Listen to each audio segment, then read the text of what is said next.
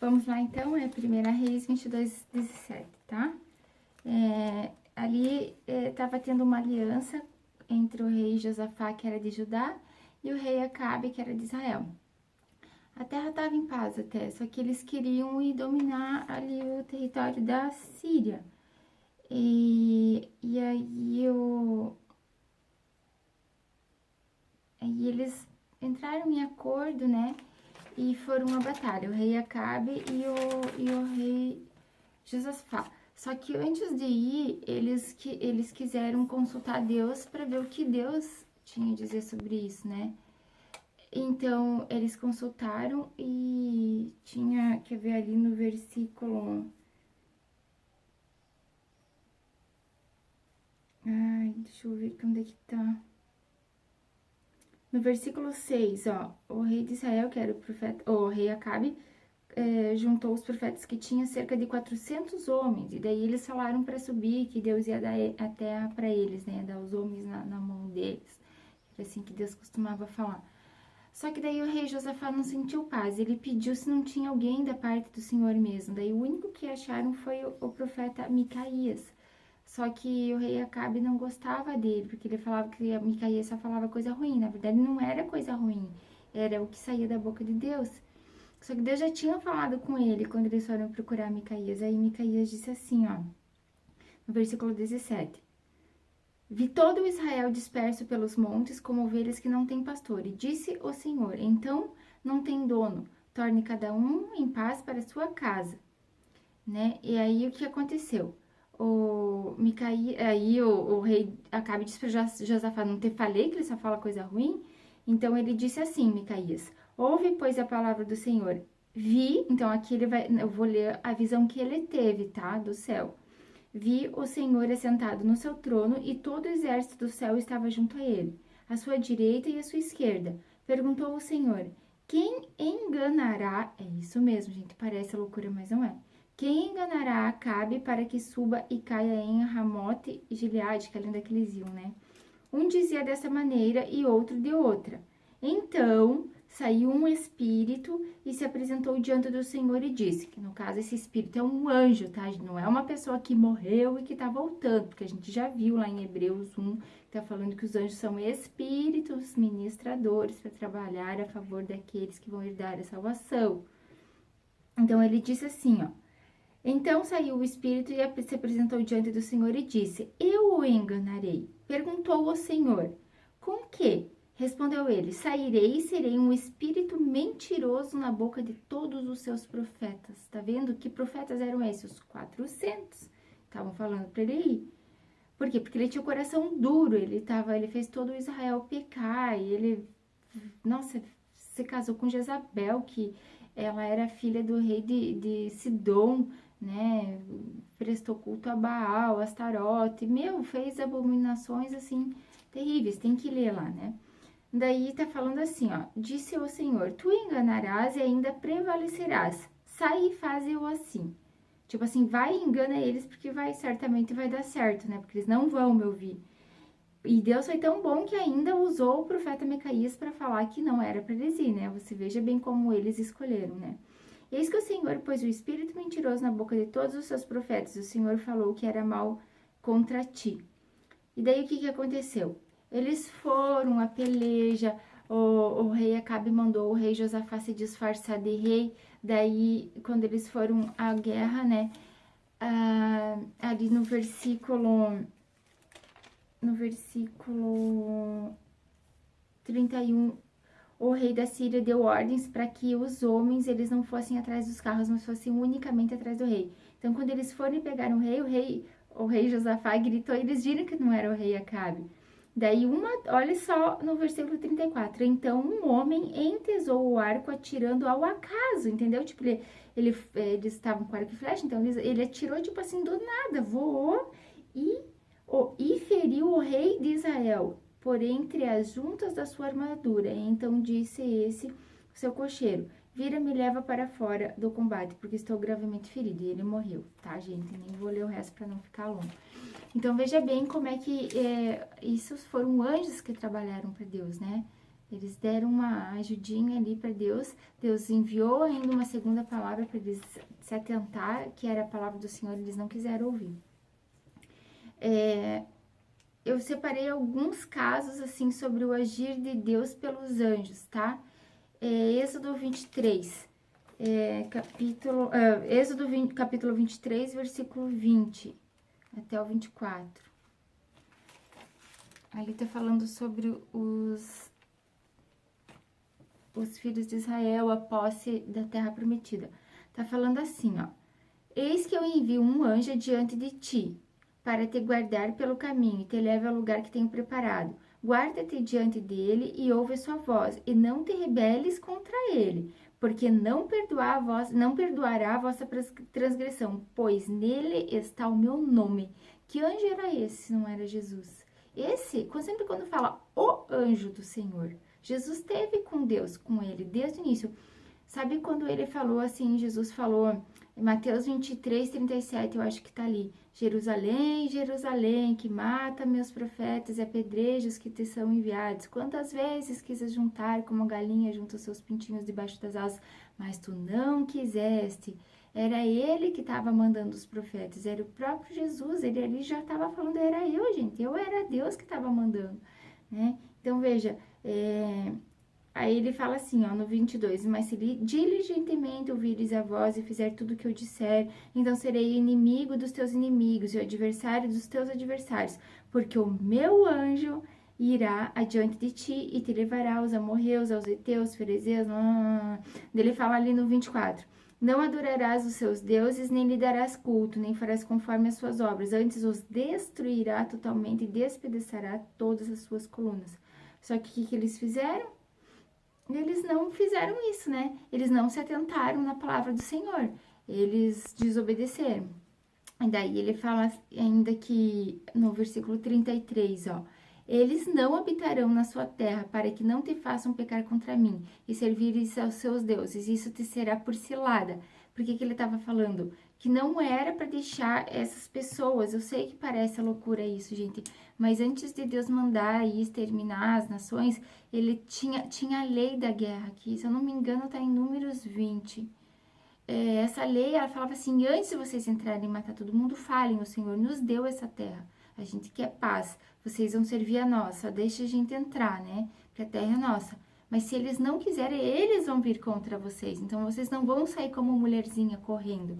Vocês vão lutar, porque a peleja certamente será de vocês, porque a terra é minha e eu dei a vocês, né? Isso Deus estava falando na lei da guerra. Então, antes Deus sempre oferecia paz, né?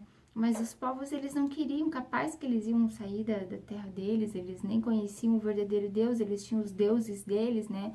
Então, por isso que o nome de Deus ficou conhecido em toda a terra, quando Deus proveu todas aquelas maravilhas no Egito, ele operou através dos anjos, o próprio anjo destruidor que passou a meia-noite, ele disse, eu passarei a meia-noite e ferirei os primogênitos do Egito, né? Ele era o próprio anjo, né? Eu vou ler isso mais pra frente. Outra passagem está lá em Josué 5, 13 e 15. Quando Josué ia entrar para destruir Jericó, o anjo de Deus apareceu para Josué. Tanto é que ele olhou para o anjo e falou assim, nossa, você é da onde? Tipo, eu não tô entendendo. Vamos ali em Josué para ver certinho o que ele fala. É Josué 5, do 13 a 15.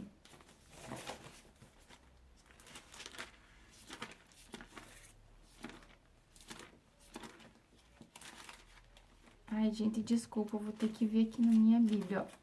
Demora um pouquinho até achar, porque ela tá com muito papel no meio. Josué 5, do 13 ao 15, ó. Estando Josué ao pé de Jericó, levantou os olhos e olhou. E eis que se achava de pé diante dele, um homem que trazia na mão uma espada nua. Chegou-se Josué a ele e disse, tu és dos nossos ou dos nossos adversários? Tipo, meu Deus, quem que é esse homem? Respondeu-lhe ele, não, sou príncipe do Senhor, do exército do Senhor e acabo de chegar. Então Josué se prostrou com o rosto em terra e adorou-lhe, disse, que diz meu senhor ao seu servo? Respondeu o príncipe do exército do Senhor a Josué, descalça as sandálias dos pés, porque o lugar que estás é santo. E assim fez Josué.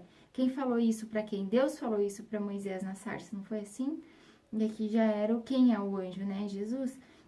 ele deu a estratégia para Josué de como conquistar a terra, né? Ali no capítulo 6, do 1 até o 5, ele fala, né? Sobre as 7 trombetas do chifre de carneiro, que era para ir carga diante deles. No 7º dia, eles iam dar um grito e tocar as trombetas. Quando eles gritassem, as muralhas de Jericó cairiam e eles iriam entrar, né? Então, por 7 dias, eles dariam a volta na cidade, mas só no 7º eles gritariam, tocariam as trombetas e cairia as muralhas, né? E assim aconteceu. Outra passagem que eu queria lembrar aqui é lá da jumenta do profeta Balaão, lá em Números 22, do versículo 20 a 35. O profeta Balaão, ele foi levado pelo rei de Moabe para amaldiçoar Israel. Deus já sabia que ia acontecer isso, então ele mandou o profeta Balaão seguir com os homens, né? Só que no caminho, a mula viu o anjo do Senhor que barrou ele. Tipo, o rei estava indo mais à frente e Balaão ficou mais para trás, porque a mula foi parada. E aí ele bateu 3 vezes na mula, daí Deus deu pra mula falar, né? E ela falou, por que você me bateu 3 vezes, né? E tem que ler lá o texto dela, porque o que eu quero frisar é o seguinte, Deus abriu a visão do profeta Balaão e ele viu o anjo. E o anjo falou pra ele que não era pra ele falar nada além do que Deus mandasse ele falar. Tanto é que quando ele foi... Continue lendo a história ali a partir de Números 22, Números 23 fala... Ele fala até de Jesus, da estrela de Jacó. Ele dá profecias para o tempo do fim, o profeta Balaão. Então, ele não conseguiu amaldiçoar, né? Ali em Números 23 fala, contra Israel não vale encantamento e nem adivinhação. Então, ele foi levado, você vê como é que Deus cooperou, né? Através dos seus anjos trabalhou para que cumprisse o propósito de Deus, porque isso tudo são profecias dadas para nós, porque nós que vamos viver o tempo do fim, né? Então, essa parte, assim, parece loucura, mas não é, porque a mula viu o anjo. É um animal, eu tenho um cachorro, eu tinha gato, a gente percebe que eles vê, né? Eles vê coisas que os nossos olhos não estão permitidos a ver, né? Outra passagem que eu quero lembrar aqui tá em Gideão, Juízes 6:12. Vocês já viram falar de Gideão? Foi aquele que fez prova com Deus, porque assim, o povo estava em rebeldia e um dia um anjo do Senhor apareceu para ele. Vamos ler lá em Juízes 6:12. Tá escrito assim, ó. Não, vamos no 1 ali, ó. Desculpa. Juízes 6:11. Então veio o anjo do Senhor e assentou-se debaixo do carvalho que está em Ofra, que pertencia a Joás, e Gideão, seu filho, estava malhando trigo no lagar para pôr a salvo os midianitas. Então, ele estava praticamente trabalhando, né, malhando trigo. Naquela época tinha fome, na terra estava bem complicado. Então, o anjo do Senhor lhe apareceu e lhe disse, o Senhor é contigo, homem valente, né? E respondeu Gideão, Senhor meu, se o Senhor é conosco, porque nos sobreveio tudo isso, que é feito de todas as maravilhas que nossos pais contaram. Não nos fez subir o Senhor do Egito, porém agora o Senhor nos desamparou e nos entregou nas mãos dos midianitas. Então se virou o Senhor para ele e disse, vai nessa tua força e livre Israel da mão dos midianitas, porventura não te enviei eu? Ele disse, ai meu Senhor, com que me livrarei Israel? Eis que a minha família é a mais pobre, Manassés, e eu sou o menor da casa do meu pai. Assim é Deus, né? Ele pega os pequenininhos. Daí ele derrubou, ele pediu primeiro um sacrifício, né? Daí ele fez e Gideão reconheceu mesmo que era um anjo do Senhor, que falava com ele face a face, ali no versículo 22. E a partir do 25 até o final, mostra que ele destruiu o altar de Baal, tá? Tanto é que trocaram o nome dele, coitado, para Jerubaal, né? Porque ele destruiu o altar. E daí, o que aconteceu? Deus mandou ele ir vencer os midianitas, né? Ele ia dar livramento para Israel. Só que ele não sabia se ele ia conseguir mesmo, né? Tipo, ele ficou com dúvida. Então, ele pediu para Deus para que desse uma prova. Ele pediu o seguinte, ó, no versículo 38. Não, 36, ó. E disse Gedeão a Deus: Se has de livrar a Israel por meu intermédio, como disseste, eis que porei uma porção de lã na eira, e se o orvalho estiver somente nela, e seca ao redor, então conhecereis que há de livrar por meu intermédio, como disseste. E assim aconteceu. Quando ele levantou, estava o orvalho naquele pedacinho de lã e toda a terra ao redor seca. Só que daí ele ainda ficou com medo. Depois ele pediu o contrário. Não, Deus, não fique bravo comigo, mas agora eu quero o contrário. Eu quero que, ele disse assim, não se acenda contra mim a tua ira, se eu ainda falar só dessa vez. Rogo-te mais, esta vez faça eu prova com a lã, que só a lã esteja seca e a terra ao redor haja orvalho. E assim Deus fez, então inverteu, né? Ficou seca a lã e ao redor tudo o orvalho. Então ele entendeu que era a palavra de Deus, só que ele estava com muitos homens. Já ouviu falar nos 300 homens? Gideão e os 300? Então, primeiro ele falou assim, que para que Israel não se voltasse contra Deus, Deus falou para ele que ele estava com muitos homens e que Deus ia dar batalha na mão deles pela força do braço de Deus, né? Deus sempre trabalhou com um número menor contra um exército maior. E daí o que aconteceu? Ele falou assim, quem for tímido e medroso, volte e retire da região. Então, ali caiu 22 mil e 10 mil ficaram, tá?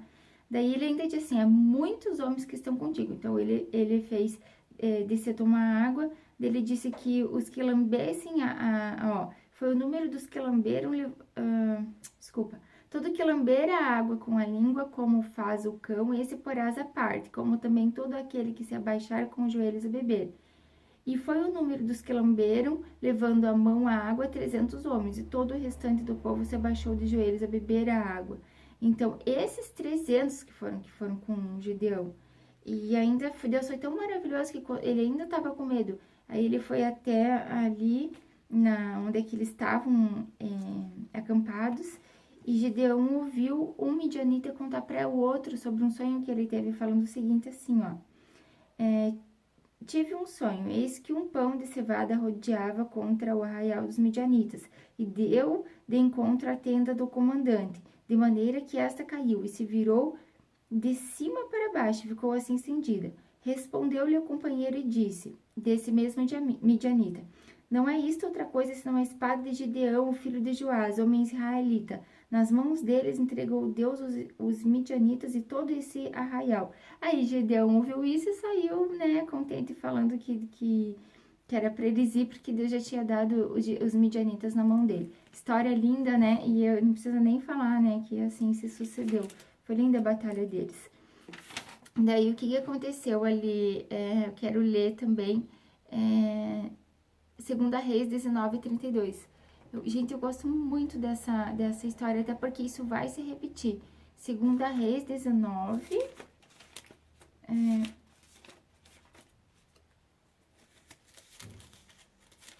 Segunda Reis 19...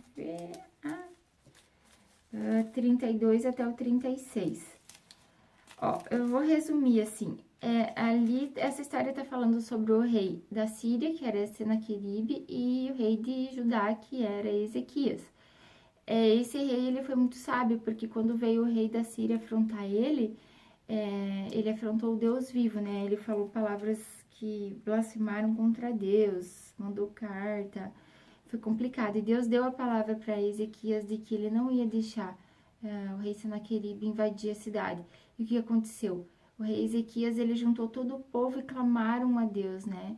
Eles fizeram, assim, oração contra o Deus verdadeiro, a favor do Deus verdadeiro, né?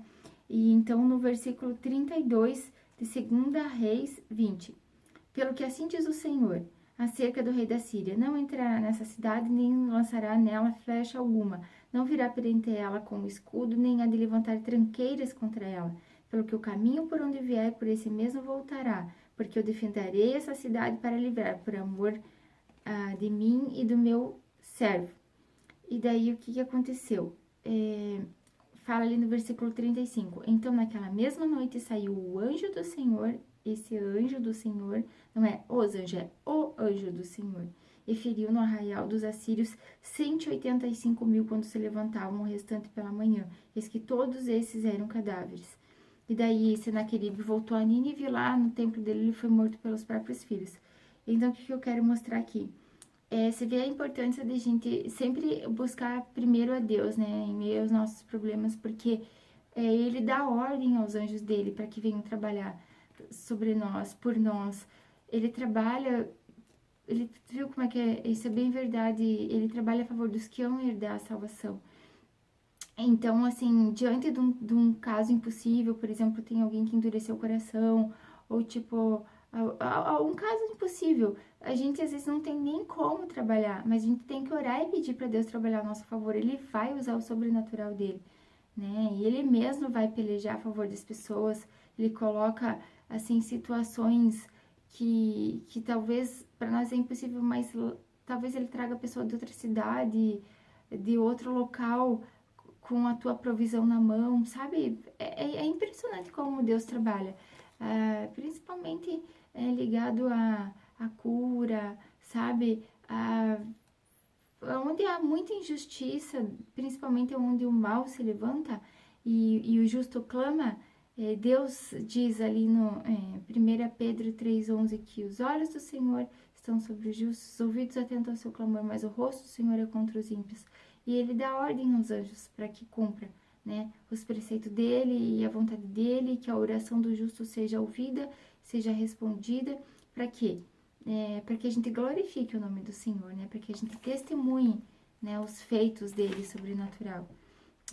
Ali em Daniel 3:24 também mostra, sabe quando Nabucodonosor, ele levantou aquela estátua toda de ouro, quando Daniel deu a revelação para ele do sonho da estátua com os 4 reinos, tá em Daniel 2.